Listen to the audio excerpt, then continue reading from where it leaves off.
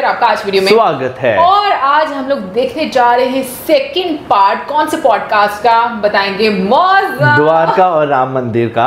और ये के मोहम्मद सर इसमें इनवाइटेड हैं। वैसे तो मौसम ने भी बोला था कि आप ही बता देना, लेकिन मैंने कहा चलो मौसम टाइटल तो हमेशा बताते हैं। मैं भूली बिल्कुल नहीं थी, बट मैंने कहा मौसम ही टाइटल बताता तो मैं उससे उसकी लाइंस क्यों छीनूं। है, देख लेते हैं वीडियो, लेकिन उससे पहले इस वीडियो के चैनल का ओरिजिनल लिंक आपको हमारी वीडियो के डिस्क्रिप्शन मिल जाएगा। सब्सक्राइब करें, लाइक शेयर को फॉलो करें। इनके चैनल को उसके बाद व्लॉग चैनल को इंस्टाग्राम का लिंक भी हमारी वीडियो के डिस्क्रिप्शन मिल जाएगा। सब्सक्राइब करें, लाइक शेयर को फॉलो करें। देख लेते हैं वीडियो।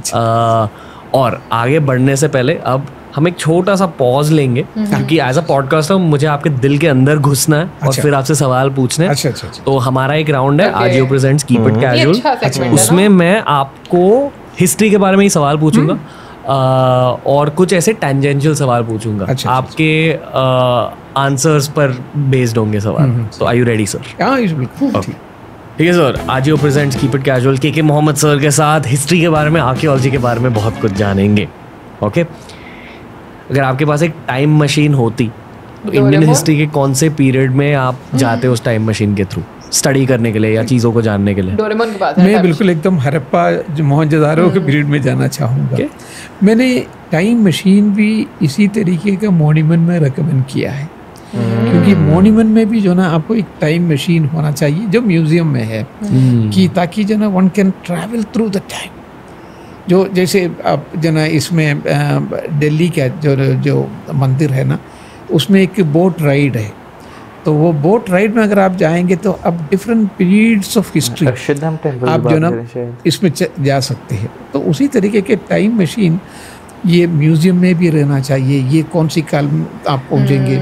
जैसे आप जो ना अशोका का पीरियड पहुंच गया, अशोका के बाद जो ना कौन सी पीरियड है, गुप्त काल में सुंग कुषाण में आ गया, फिर जो ना आप हर्षा का पीरियड में आ गया, फिर सल्तनत में आ गया, फिर मुगल में आ गया।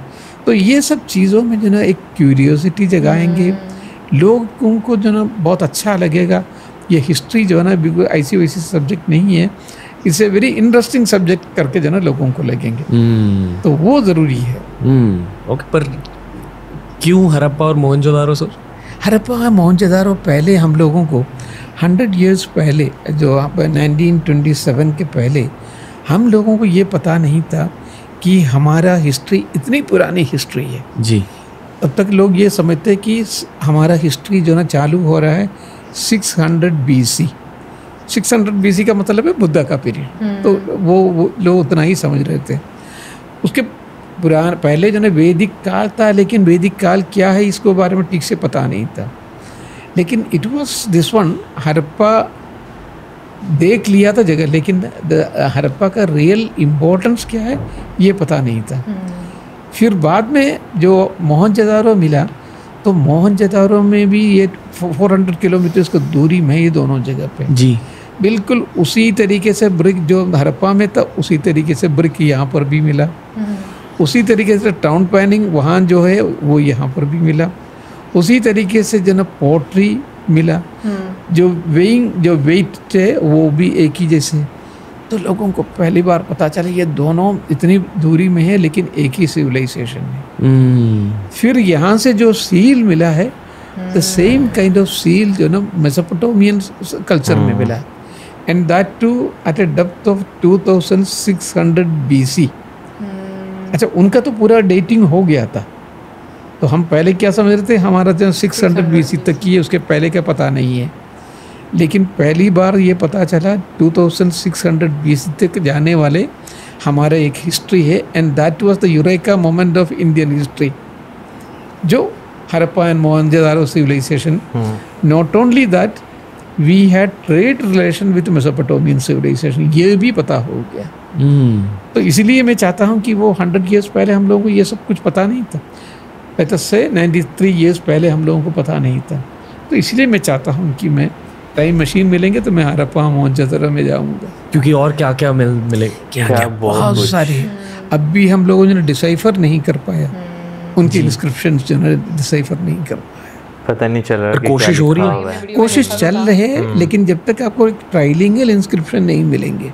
क्या जैसे ट्राइलिंगल इंस्क्रिप्शन का मतलब है एक नॉन लैंग्वेज, फॉर एग्जांपल जैसे इजिप्शियन जो हीरोग्लिफिक था जी, ये भी ऐसा ही तब कुछ पता नहीं था। लेकिन उसमें एक ट्राइलिंगल इंस्क्रिप्शन मिल गया, तो उसमें एक ग्रीक में था, तो ग्रीक जाना हुआ वो था। Then you had Coptic language and then you had hieroglyph also. तो एक पहले था, तो उसी से जो ना पूरे तीनों आ गया। मतलब मान लो देवनागरी के साइड में इंग्लिश में कुछ लिखा है और चाइनीज में कुछ लिखा है, तो चाइनीज जान पाओगे क्योंकि आपको देवनागरी और इंग्लिश आती है। देवनागरी उसी तरीके से मेसोपोटामिया में भी ऐसा क्यूनिफॉर्म, पहले क्यूनिफॉर्म किसी को पता नहीं था, लेकिन ओल्ड पर्शियन पता था।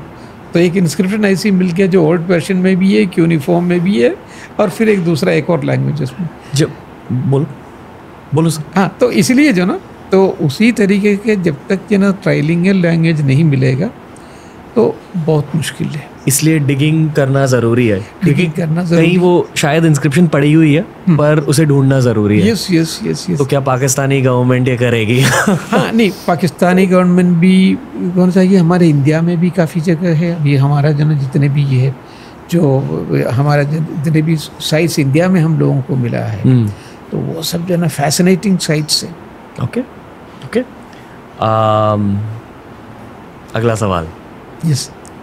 एक बुरे आर्कियोलॉजिस्ट में और एक अच्छे आर्कियोलॉजिस्ट में फ़र्क क्या होता है? एक अच्छे आर्कियोलॉजिस्ट वो होता है, एक तो खैर तो he has to have vast reading होना चाहिए, एंड सिर्फ इंडिया के बारे में नहीं, पूरा दुनिया का हिस्ट्री के बारे में एक कॉम्प्रिहेंसिव नॉलेज होना चाहिए, and then he has to have a specialization in Indian history also. तब जो ना वो पूरा इंडिया की चीज़ें जो ना वर्ल्ड कंटेक्स्ट में रख पाएंगे। ओके। अगर वो नहीं किया, सिर्फ इंडिया का है, तो उनका जो लिमिटेड नॉलेज होगा, और फिर वो क्रिएट करना कि इंडिया इतना बड़ा था, वो था, ये था, दुनिया में कहीं पर भी इतना बड़ा सिविलाइजेशन नहीं था, हमारा सिविलाइजेशन ही सबसे अच्छा है। ये एक नैरेटिव जो आजकल जो ना हम लोग देख रहे हैं, क्योंकि पूरा दुनिया में जितने भी लोग हैं, हमारा तो 1 of the 4 और 5 सिविलाइजेशन में एक है, उसमें कोई शक नहीं है। लेकिन हम भी सबसे बड़ा है, हमारा पास जो है ना पुष्पक विमान था, या हमें सर्जरी आते थे उस ज़माने में, या हमारे पास ना इंटरनेट था उस ज़माने में, महाभारत पीरियड में। ये सब जो ना तब जो ना आते हैं कि वो सिर्फ जो ना ज़्यादातर जो ना हम सिर्फ अपने ही हिस्ट्री पढ़ने के लिए कोशिश करते हैं, और इसको बारे में जो ना बहुत कुछ बड़ा चढ़ा के कह देते हैं, जो आर्कियोलॉजिस्ट मानते नहीं है। जी, पता है ये पॉइंट बहुत ज़रूरी है, और मैं हिंदी पॉडकास्ट पर इसके बारे में थोड़ा सा बात करना चाहूँगा। हाँ। जब मैं इंग्लिश पॉडकास्ट कर रहा होता हूँ, सही, मैं वर्ल्ड हिस्ट्री पर टॉपिक्स ला सकता हूँ, सही, पर अगर मुझे वर्ल्ड हिस्ट्री के बारे में हिंदी पॉडकास्ट पर बात करनी है, मैं थोड़ा सा डर जाता हूँ, क्योंकि वर्ल्ड हिस्ट्री के टॉपिक्स चलते नहीं। सही सही, क्योंकि हर भारतीय को ना भारत के बारे में ज़्यादा जानना है, और वो बहुत अच्छी चीज़ है कि आप पेट्रियोटिक हो, आपको खुद की कल्चर के बारे में जानना है, पर दुनिया के बारे में भी सीखो। बिल्कुल बिल्कुल बिल्कुल। इंटरनेट का फ़ायदा उठाओ, आपकी नॉलेज बढ़ेगी। सही सही सही। जब ये राउंड खत्म होगा, मैं आपको वर्ल्ड हिस्ट्री के बारे में भी पूछना चाहूंगा। ठीक है। क्या पिरामिड्स के बारे में सोचते हैं? हाँ, ओके, मजे करने वाले हमसे। एनीवे, बट ओवर पैट्रियोटिज्म भी जो ना बहुत ज्यादा जो ना डेंजरस है। जी, ओवर पैट्रियोटिज्म 100%। देश के लिए अपनी जान दे देना अच्छी बात है, जान कुर्बान है, पर जो देश के बाहर हो रहा है उन चीजों के बारे में भी जानो। सही। ओके। बहुत पैशनेट हो गया नहीं, होना चाहिए, one has to be. Okay. जब आप ऑन फील्ड होते हो, जब आप किसी डिग के लिए जा रहे हो, तो आप कौन से कपड़े पहनते हो? नहीं, हम लोग जो ना मोस्टली मैं टी शर्ट पहनता हूँ जी। कैप तो ज़रूरी है, क्योंकि जो ना धूप आपको झेलना पड़ेगा, and then you have to have a knife also. Knife वो मारने के लिए नहीं, लोगों को वो नहीं, वो तो सिर्फ जो ना हमें जो ना जो भी चीज़ें निकालते हैं, वो हमारा जो ना गेटी से नहीं, हम जो चाकू से निकालते हैं, मिट्टी जो कुरसते हैं, and sometimes we will be having surgical knife also. तो बिल्कुल आपको सर्जरी करना पड़े, एक एक चीज़ जो ना, जो जैसे अभी सिनोली में करके जो ना एक जगह पे जो डॉक्टर मंजुल ने जो एक्सकेवेशन किया है, वो बहुत महीन तरीके से उन्होंने एक्सकेवेशन किया। एक तो डिस्कवरी बहुत बड़ी चीज़ है, उनका डिस्कवरी है जो चैरियट जो उन्होंने डिस्कवर किया है, doctor Manjul and Sanjay Manjul and Arvind मंजुल। ये एक बहुत बड़ा डिस्कवरी है, जो इंडिया में इतना बड़ा डिस्कवरी ना बहुत कम हुआ है। लेकिन जिस विद क्राफ्टमैनशिप से उन्होंने वो सारी चीज़ें खोद सर्जिकल नाइफ से खोद के निकाला है। That is remarkable. क्योंकि एक्सकवेशन के टाइम पे चीज़ें टूट सकती हैं, अगर आपने टूट सकते हैं। एक एक चीज़ ना बहुत फाइनली निकालना पड़ेगा। And Sanjay Manjul is a very good artist also. तो इसीलिए इतनी चीज़ जो ना इतना बड़ा काम वो कर पाए। So one has to be an artist also, one has to be a visionary also, one has to be dynamic also. थोड़ा सा हिम्मत भी चाहिए, जैसे इन सारे सिचुएशन से, जैसे नक्सलों का हो गया, डाकुओं का हो गया, सिचुएशन में जो ना आपको फेस भी करना पड़ेगा। और एक गुड पॉडकास्टर होना भी ज़रूरी है। yes, वो अगर होगा तो खैर तो क्या कहना। जो हमारे पास नहीं है अभी तक, जो ना अभी मेरे ख्याल में शायद एक आप कर रहे, 2-3 लोगों ने और भी किया है, वैसे लोगों ने किया नहीं है। मुझे बहुत मज़ा आता है। अच्छा। जब मैं आर्कियोलॉजिस्ट से बात करता हूँ, आप लोगों के पास बहुत सारे एक्सपीरियंसेस होते हैं, कहानियाँ होती है, एक्सपीरियंसेस होते हैं। और एक अजीब सवाल पूछना चाहूँगा। हाँ। आपको कभी स्केलेटन मिला है, कंकाल? कंकाल मिला है? हाँ। क्या महसूस होता है जब एक स्केलेटन मिल जाता है? देखिए, an archaeologist is a scientist. वो कंकाल जो ना डरते जो है ना, वो लोग है कि जो ना इन सब चीज़ों को जो ना उस तरीके से नहीं देखते हैं। लेकिन हम लोग जो ना खैर तो ये है कि you are a scientist and you are looking at it from the material point of view. हाँ, इसका क्या उम्र होगा, ये whether it is he is a man और ही इज़ ए वुमेन, इनका रेस क्या रहा होगा, कितने साल में ये इनका डेथ हुआ होगा। बिल्कुल एकदम साइंटिफिक अप्रोच है। तो इसीलिए जो ना वहाँ जब आर्कियोलॉजी जो ना फील्ड में जब पहुँच जाते हैं, he is completely a scientist. वो एक हिस्टोरियन की तरफ देखते नहीं है। हिस्टोरियन होगा तो थोड़ा सा डर जाएगा, डर जाएगा, अरे ये क्या कंकाल मिल गया, अरे भाई निकाल के फेंक दो। आर्कियोलॉजिस्ट ऐसा नहीं है, it's a great discovery for him and then he approaches the subject very scientifically. Skeletons का क्या महत्व होता है वैसे? मतलब अगर आपको स्केलेटन से आपको जो ना पूरा which race is this one, okay, वहाँ के लोगों के बारे में पता है। भारतीय ही होंगे ना? भारतीय होंगे, लेकिन जो ना हम अक्सर जो लोग कहते थे ना, हम लोग ये वहाँ से माइग्रेट करके आया है, ये सेंट्रल एशिया से माइग्रेट करके आया है, यूरोप से माइग्रेट करके आया है। तो ये सब चीज़ें जो ना आजकल भी सवाल जवाब होते रहते हैं। लेकिन उसको जवाब देने के लिए ये सारी चीज़ें जो ना अभी प्रोफेसर डॉक्टर शिंदे साहब ने एक स्केलेटन का जो ना वो निकाल के जो ना उन्होंने पूरा जो ना इसी के बारे में रिसर्च किया है एंड दैट उसका DNA का टेस्ट किया है। तो वो सब चीज़ों में पता हो जाते हैं whether they are indigenous, whether they are migrant from some other countries, अगर है ये कौन सी रेस की बिलोंग करते हैं। ये सब सारी चीज़ें जो ना आपको DNA टेस्ट से पता हो जाएगा। कुछ अजीब पता चला? बहुत सारी चीज़ें, जैसे राकी गढ़ी में प्रोफेसर शिंदे साहब ने जो एक्सकेवेशन जो किया है एंड उसमें से जो DNA जो निकाला है, तो उसमें ये पता चला है कि वो लोग जो ना पूरा इंडिजिनस लोग, ये नहीं कि पहले जो हम लोग कहते थे ये सेंट्रल एशिया से आए थे, वेस्ट एशिया से आए थे। हाँ, वो जो आर्यन माइग्रेशन वो थियरी वगैरह जो है ना, वो सब जो ना अभी तो on the basis of the history, I mean this one scientific studies हम लोग बदल रहे हैं पूरा। अभी भी बहुत सारी चीज़ें हैं जिसके बारे में जानना ज़रूरी है और हम और ज़्यादा जान रहे हैं टाइम के साथ। बिल्कुल, टाइम के साथ हिस्ट्री अभी भी हम सीख रहे हैं। बिल्कुल बिल्कुल बिल्कुल। जैसे साइंस का डेवलपमेंट होगा तो बहुत सारे जो हम लोगों को जो पहले जो हम लोग सोच रहे थे वो सब जो ना हम लोगों को चेंज करना शुरू हो जाएंगे। हो रहा है but you should have an open mind. ये नहीं होना चाहिए मेरा ही कल्चर जो ना सबसे बड़ा है and we are the chosen of the people और हमारा ही सब कुछ है, हम लोगों को वो पता था, ये पता था। ये थिंकिंग नहीं होना चाहिए। अगर वो थिंकिंग हो गया काम से सीखना, open keep an a very open mind. जिस तरह से क्रिकेट में कुछ यंग प्लेयर्स अपने करियर में पहले ही बहुत अच्छे से खेलते हैं और फिर घमंड हो जाते हैं। सही। उसी तरह इंडिया भी ऊपर आ रहा है, सही है। घमंड के साथ हमें नहीं खेलनी चाहिए, हमें सीखना चाहिए। ओके, ASI का एक पार्ट डायनासोर्स पर फोकस्ड है क्या सर? वो जियोलॉजी में है। ओके, डायनासोर्स ना जैसे इतने साल पहले यो कुछ मध्य प्रदेश का कुछ पोर्शन से जैसे वहाँ का है आपका जो ना मंदसौर जो एरिया है, उन जगह पे जो ना आजकल भी जो ना डायनासोर का एग्स मिल जाते हैं। डायनासोर के एग्स मिल जाते हैं यहाँ।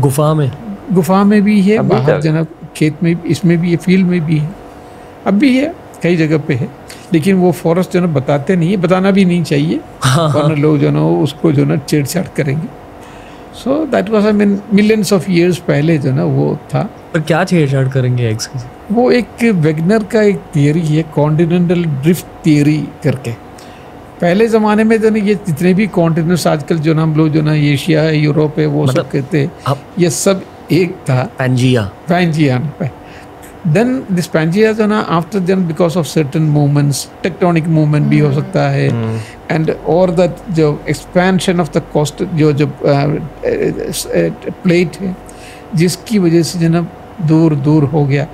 अभी आप जो ना इंडिया का और अफ्रीका का पोर्शन एंड साउथ अमेरिका दोनों एक साथ रख के देख लीजिएगा, बिल्कुल एक जैसे जो ना बिल्कुल जिगजॉ पजल जैसे एक साथ हो जाएगा। मतलब साउथ अमेरिका, अफ्रीका और भारत जुड़े हुए थे। जुड़े थे, ऑस्ट्रेलिया ऑल्सो।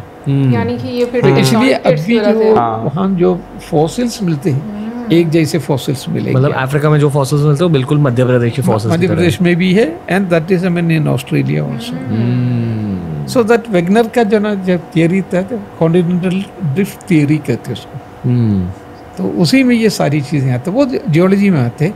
लेकिन हम लोग आउट ऑफ इंटरेस्ट जो ना, जो मैंने कहा कि जो ना you have to have a vast study of all this things, तभी आर्कियोलॉजी में आप फोकस कर पाएंगे। ओके, अगला सवाल। मैं कुछ शब्द कहूँगा, हाँ, उन शब्दों को सुनकर जो भी आपके दिमाग में आता है आपको तुरंत कहना है। अच्छा, ठीक है? ज़्यादा सोचना नहीं है। अच्छा। ओके। डिगिंग। व्हीलर। क्या? व्हीलर जो है ना एक बहुत बड़ा आर्कियोलॉजिस्ट थे इंडिया का, बहुत बड़ा जो ना, just after the independence it was he who had reestablished I mean excavations. So उन्हीं का नाम जो ना, एंड देन अलेक्जेंडर कनिंघम उनके पहले वाला जी। Digging means Wheeler and Alexander Cunningham. Okay. Oceans. Under water archaeology, Dwarka. आपका इंटरेस्ट है? Yes, इंटरेस्ट है द्वारका के बारे में जाने। एक और टॉपिक मिल गया राउंड के बाद के। महाभारत। अर्जुन। Education system. नालंदा। अगले 10 सालों के लिए इंडियन आर्कियोलॉजी में क्या होने वाला है? Marketing heritage and conservation of heritage, that should be taken up. क्या आप ये मानते हो कि जब आप इंटरनेट पर इन चीज़ों के बारे में बात कर रहे हो वो भी मार्केटिंग होती है? Yes, of course. हाँ, it is marketing. But you know, marketing का मेरा मतलब थोड़ा सा और है. You should be able to make money out of it and plow back that amount for the conservation of the monument. Wow. जैसे मैंने किया था जो लॉर्ड बुद्धा का relic casket मिला है. Relic casket means that is the most precious thing in Buddhism. जो भगवान बुद्ध का अस्थि जो है ना, इसके एक टुकड़ा जो I mean after the cremation लेके 8 जगह पे यहाँ पर भी तो रखा था, 8 बुद्ध स्तूप में रखा था। तो वो उसी तरीके का Buddhist, you know, that is the most precious thing. तो उसमें से एक मिला था पिपरवा करके, that is Kapilavastu where lord Buddha was born जी।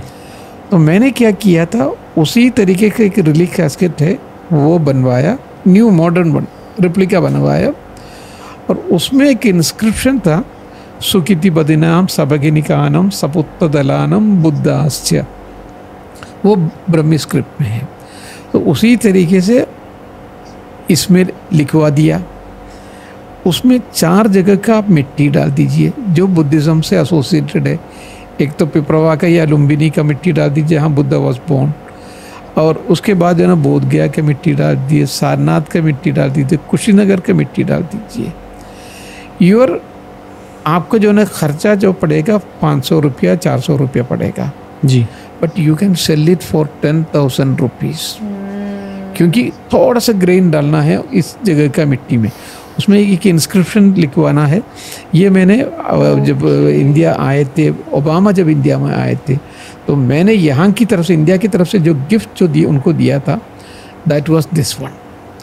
इसी तरीके के इंडिया के एक एक चीज़ लेके जो ना आपके जो ना खर्चा होगा only 400-500 rupees, you can sell it for 5,000 and 10,000 rupees.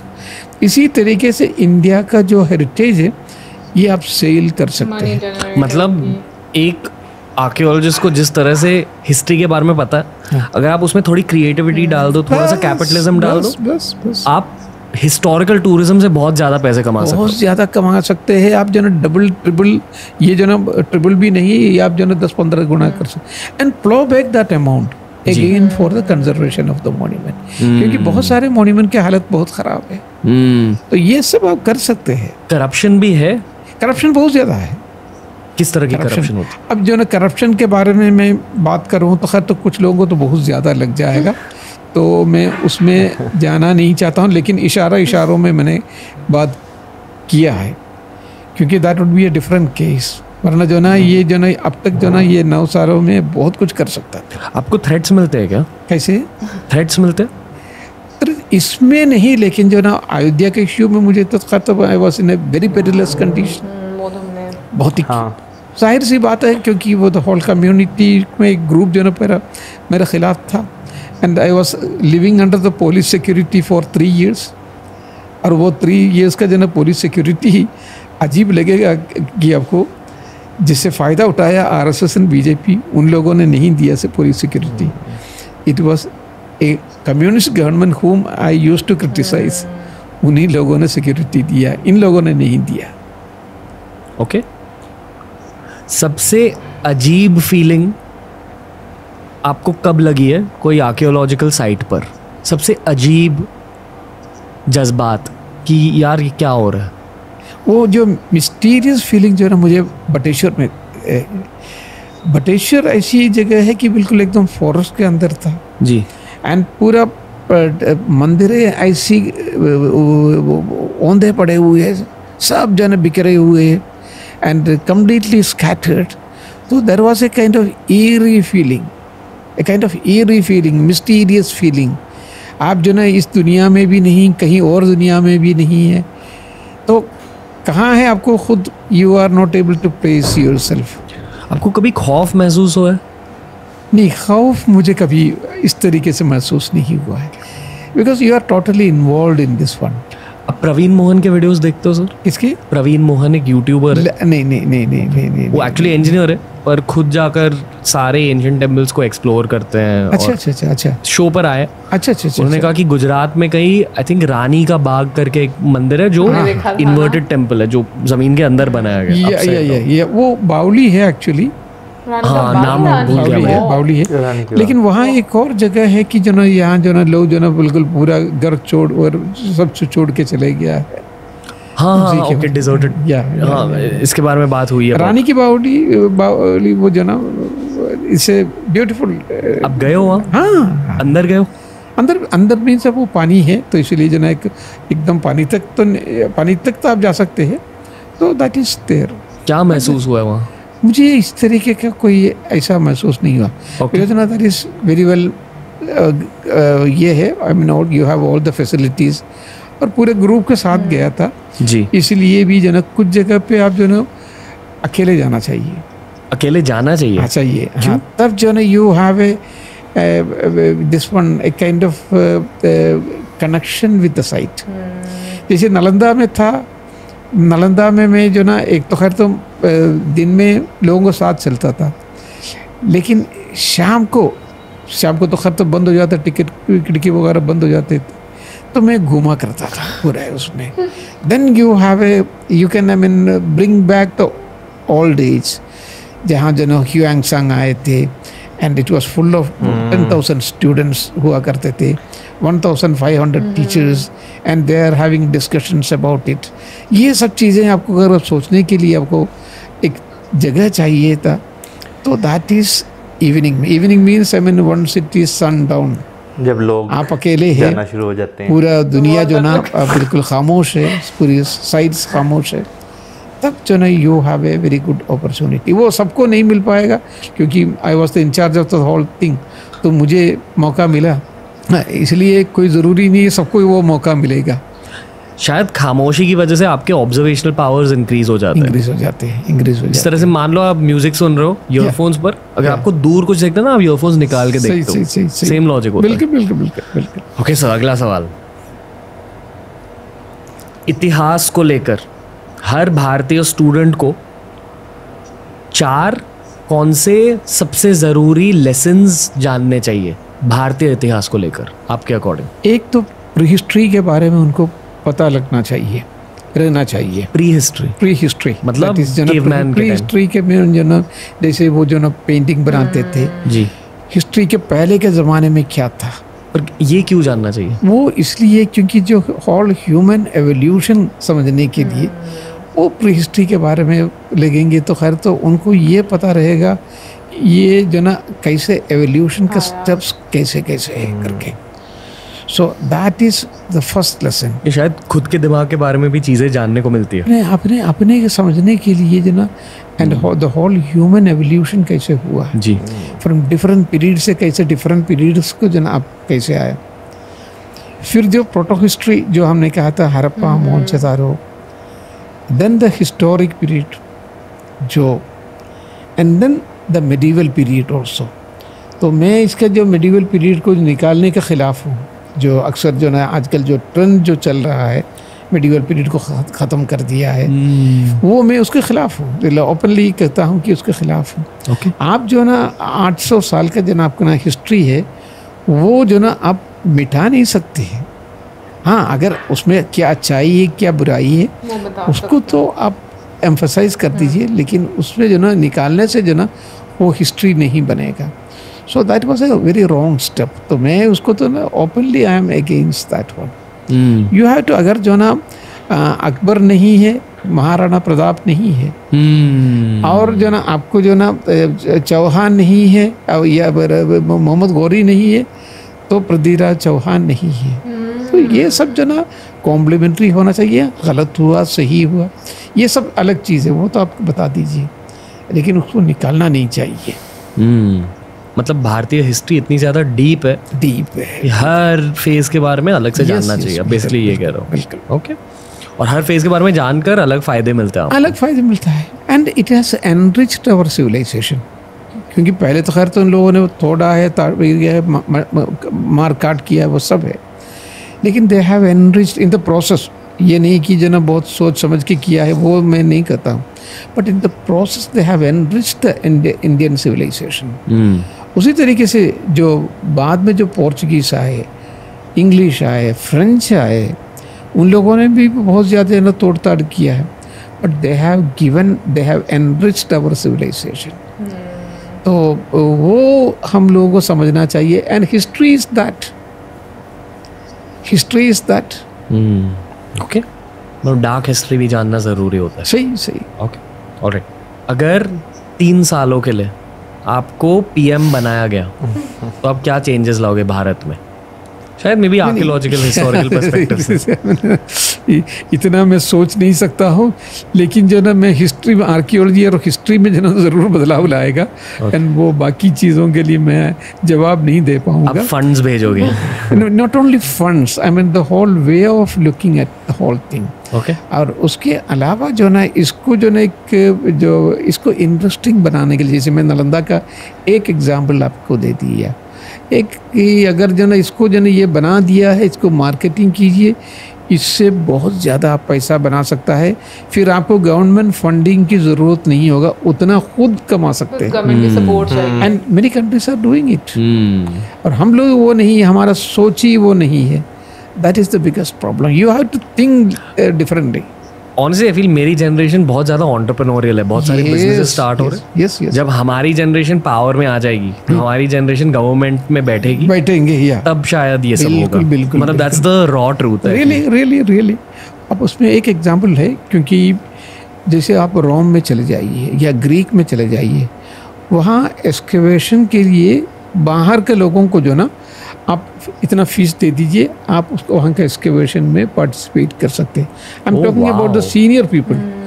उसी तरीके का एक एक्सकेवेशन आप जो ना राजगीर में कीजिए, नालंदा में कीजिए, वहाँ ग्रेट यूनिवर्सिटीज़ है उन्हीं के अंडर में कीजिए। उसमें कहिए आपको जो ना 1 महीने का अगर आप एक्सकेवेशन में पार्टिसिपेट करेंगे, आपको इतना पैसा देना है, फीस देना है, बाद में आपको एक सर्टिफिकेट भी दे दूंगा। आपको you have got 15 Buddhist countries, वहीं से ही इतने ही लोग आ जाएंगे। और वो ये नहीं 4 दिन यहाँ रह के फिर इंडिया से चले गया, वो 1 महीना यहाँ रहेंगे। उसी के साथ ही साथ जो है वो इतना पैसा आपके पास आ जाएंगे। उसी के साथ ही साथ पे ना आप आयुर्वेदा का वो शुरू करवा दीजिए बगल में, तो उसमें भी लोग आ जाएंगे। तो ये सब चीज़ें जो ना, you have to have some creative mind. अगर क्रिएटिव माइंड होगा तो आपको अपनी जो हेरिटेज है आप आराम से बेच सकते हैं। फिरंग लोग वैसे आते डिगिंग के लिए यहाँ एक्सकवेशन का अलाउड नहीं होता? नहीं, ऐसे अलाउड नहीं है, पर आते आप इन्हें बाहर से नहीं अलाउड नहीं है। एक तो बाहर वालों को तो रेस्ट्रिक्शन है, इंडियंस को भी रेस्ट्रिक्शन है। तो इसमें आप जो ना गवर्नमेंट अप्रूव्ड कोर्स होगा, आप जो ना 15 दिन के लिए आ जाइए, आप जानिए आर्कियोलॉजी क्या है, एक्सकेवेशन क्या है जी।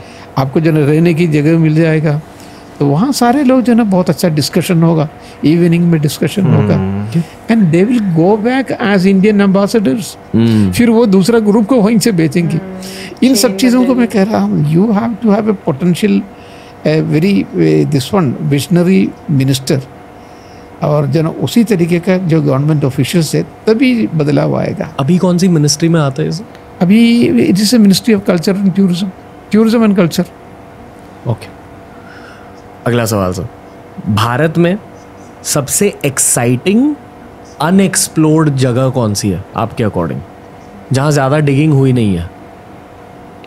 You have in Madhya Pradesh, Bihar, UP, ये 3 जगह इतना पोटेंशियल साइट्स है। अब भी बहुत सारी जगह ऐसी है जो लोगों ने देखा नहीं है। और जैसे बांधवगढ़ है, बांधवगढ़ के अंदर में अभी डॉक्टर दिस वन वाजपेयी करके एक यंग आर्कियोलॉजिस्ट है, वहाँ का जबलपुर में है, आर्कियोलॉजिकल सर्वे ऑफ इंडिया का जी। उन्होंने बहुत सारे डिस्कवरीज किया है, एकदम फॉरेस्ट के अंदर है, वहाँ आम लोग जा नहीं सकते हैं। ही हैड टू गो, जब डॉक्टर वाजपेयी गया था विद स्पेशल परमिशन के साथ गए थे, तो उन्होंने बहुत सारे डिस्कवरीज वहाँ किया है। हिंदू टेम्पल्स है, बुद्धिस्ट टेम्पल्स है, इन सब चीज़ों की डिस्कवरी। इसी तरीके से एक तो मध्य प्रदेश, यूपी, बिहार, ये 3 इतने रिच जगह है, साइट्स है archaeologically. You can do for this one, I mean for months and months you can go on exploring the places. क्या मिलेगा? बहुत सारे, you have unknown temples are there. Unknown temples. Unknown temples. Unknown this one Buddhist heritage stupas are there. ये सब चीज़ें आपको निकाल के बाहर लाना चाहिए। नॉट ओनली बाहर लाना चाहिए, वो तो खैर एक स्टेज है, and then you have to market it also. Eco tourism में वो लाइएगा, इको टूरिज्म में लाएंगे तो then you will have the permission to go inside. पता है दुनिया भर के I don't want to say archaeologist, but बहुत, ग्रैहम हैनकॉक का नाम सुना आपने? नहीं। वो एक अनऑफिशियल आर्कियोलॉजिस्ट है, वो ट्रेन नहीं है, जर्नलिस्ट है, but he does work similar to an archaeologist. जैसे भारत में हमारे प्रवीण मोहन है, अच्छा, वैसे ही मतलब खुद से एक्सप्लोरेशन करते हैं। तो दुनिया भर के ऐसे टाइप के लोगों का इंटरेस्ट है Dwarka, under water archaeology. I think Tamil Nadu के बाहर भी एक पूरा रीजन है जहाँ एक अंडर वाटर सिविलाइजेशन आपको मिल सकता है। हाँ, पूंपुहार करके एक पूरा जो पुराना एंशिएंट सिटी है जी। तो ये सब चीज़ें जो ना, जैसे वो है गुजरात कोस्ट हो गया, द्वारका हो गया, मुजरिस करके जो ना केरला के आसपास में है। तो ये जब coastal area is very rich, तो वो सब जो ना कर सकते हैं, लेकिन उसमें यह है कि इन सब सारी चीज़ों में जो ना एक्सप्लोरेशन होना चाहिए, एक्सकेवेशन होना चाहिए, मैपिंग होना चाहिए, and then you bring it to the, I mean in front of the world, and tourism करा सकते हैं बहुत अच्छी तरीके से। ये कोई ज़रूरी नहीं है आपको जो बहुत अच्छे डिस्कवरी कभी मिल जाएंगे, तो मिल भी सकता है ना मिल भी सकता है, दोनों है। इसको ओशिनोग्राफी डिपार्टमेंट के साथ चला दीजिए। जैसे डिपार्टमेंट ऑफ ओशिनोग्राफी है गोवा में, उसी तरीके से ना उनके साथ जो ना अगर आप अटैच करके ये सब चीज़ें करेंगे, प्रोफेसर एस.आर. राव साहब ने वही किया था। जो प्रोफेसर एस.आर. राव जो द्वारका का जो एक्सप्लोरेशन किया था, उन्होंने वही किया था। तो उसी तरीके से वेरियस अदर जो सिस्टर ऑर्गेनाइजेशन से के साथ मिलके आपको काम करना है, आइसोलेशन में नहीं हो सकता है। जी, अगर किसी ने आपको पाकिस्तान में डिगिंग की इजाज़त दे दी तो मोहनजोदारो और हड़प्पा के अलावा आप कहाँ डिगिंग करोगे? वहाँ तो बहुत और भी साइट्स जो है ना अभी तक मिला है, जैसे चानहुदारा है, वो एक बहुत ही पोटेंशियल साइट्स है। ओके, आमरी है, कुल्ली है, नाल है, ये सब जो है बहुत अच्छी, कोडीजी है, ये सब। आपकी बात होती है पाकिस्तानी आर्कियोलॉजिस्ट से? नहीं, एक बार इसमें दूसरे कंट्री में जब हम लोग जापान गए थे तो वहाँ एक यूनेस्को का मीटिंग था, तो उसमें एक वहाँ के एक आर्कियोलॉजिस्ट से, पाकिस्तानी आर्कियोलॉजिस्ट से मुलाकात हुआ था।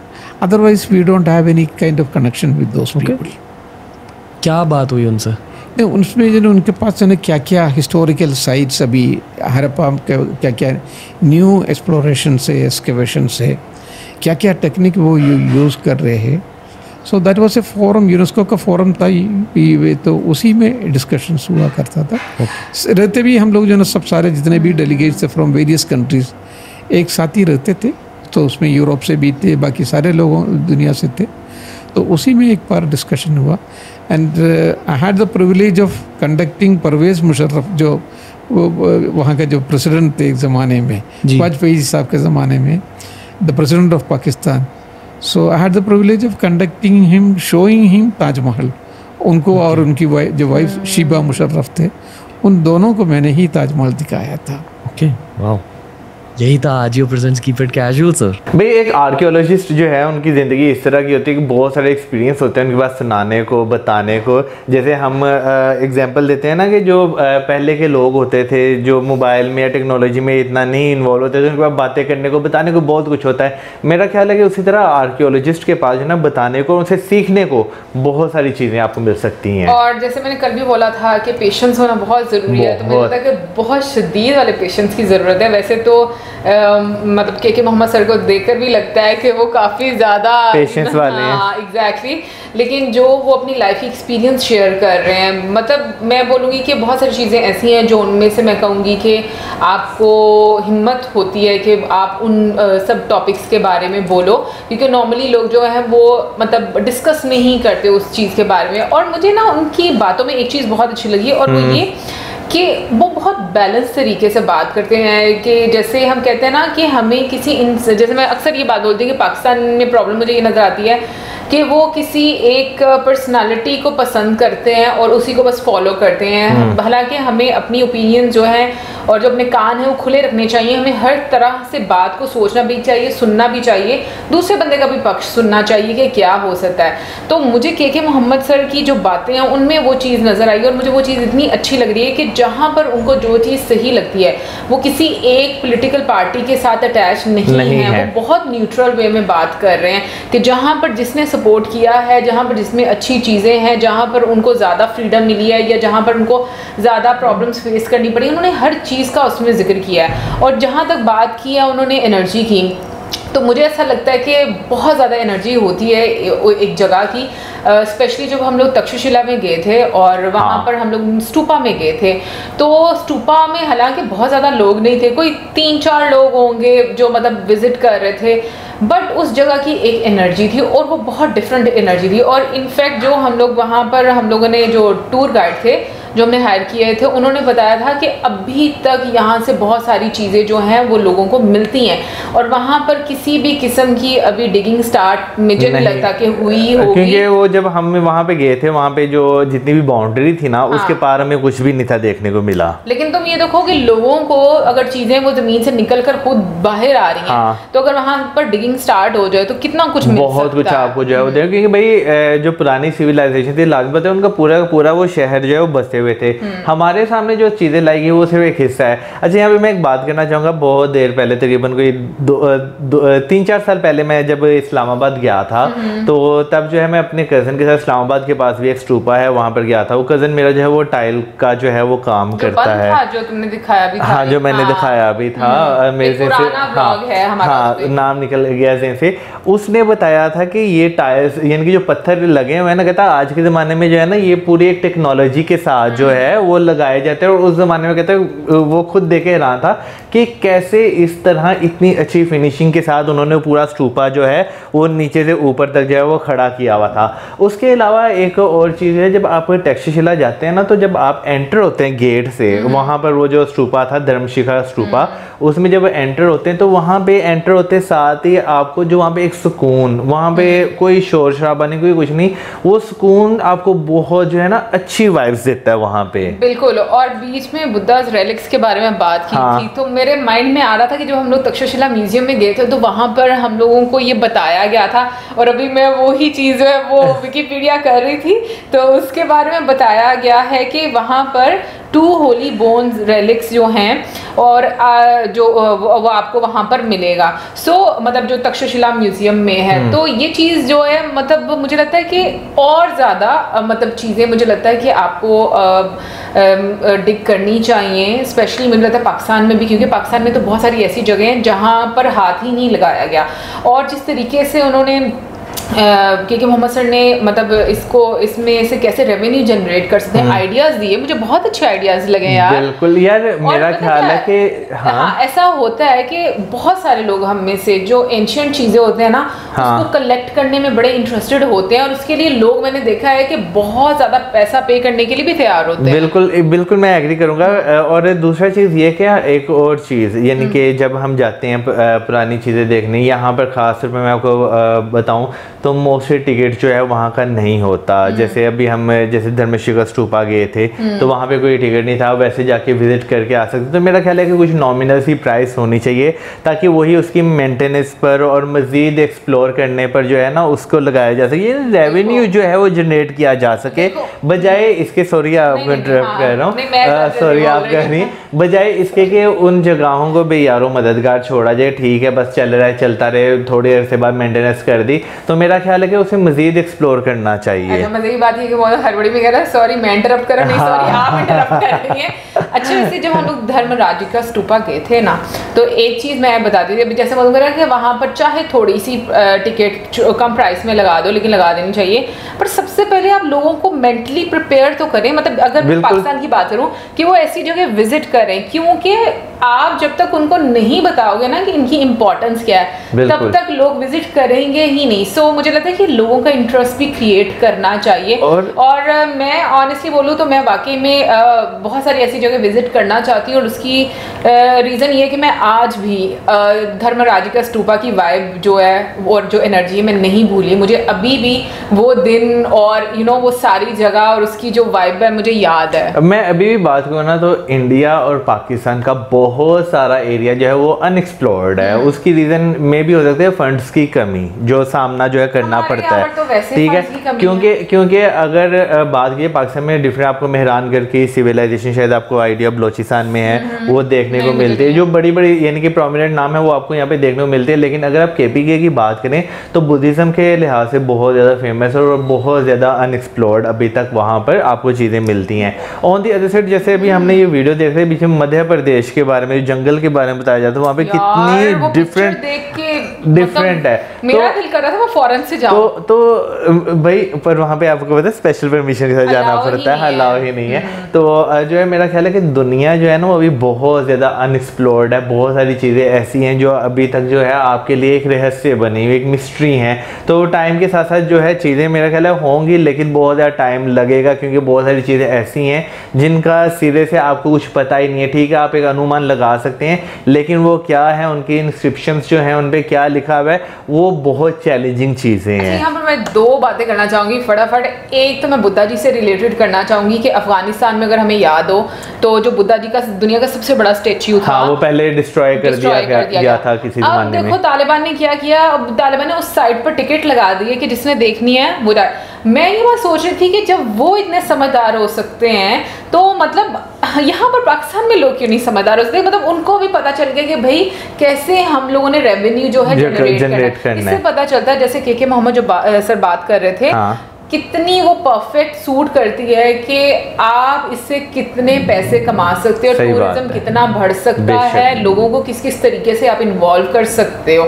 और दूसरी बात मैं बिल्कुल बोलूँगी, मुझे भी ये लगता है कि हम लोगों जब कहते हैं ना कि जब आपको ये लगता है ना कि हम सबसे बेस्ट हैं और आपको ये लगे कि हमें सब कुछ पता है, तब आप में जो प्रोग्रेस करने की वो जो एक क्षमता बोलो या आपका जो लेवल है वो वहाँ पर ही रुकना शुरू हो जाता है। तो मैं बिल्कुल हाँ इस चीज़ से एग्री करूँगी कि हमें अपने अंदर हमेशा मॉडेस्टी रखनी चाहिए कि अगर हम कुछ सीखते हैं तो हम लोगों को उसको एक्नॉलेज भी करना चाहिए और अप्रिशिएट भी करना चाहिए। जैसे हम लोग अपने यूट्यूब की जर्नी में बिल्कुल ये चीज़ हमेशा से बोलते हैं और हमेशा मैं तो आने वाली अपनी पूरी लाइफ में ये चीज़ जो है बोलूँगी, कभी भी मैं किसी से मिलूँगी कि मैंने शायद अपने मतलब यूनिवर्सिटी के टाइम में शायद यकीनन इतनी चीज़ें ना सीखी है ना पढ़ी जितनी मैंने यूट्यूब जर्नी में इंडियन लोगों से मिलकर उनके साथ बातचीत करके, चाहे वो कोई भी मीडियम रहा है, बट आप लोगों ने बहुत कुछ सिखाया। सो मुझे लगता है कि कहीं ना कहीं पर मॉडेस्टी जो है ना वो हमेशा कायम रहनी चाहिए और आपको सीखते रहना चाहिए।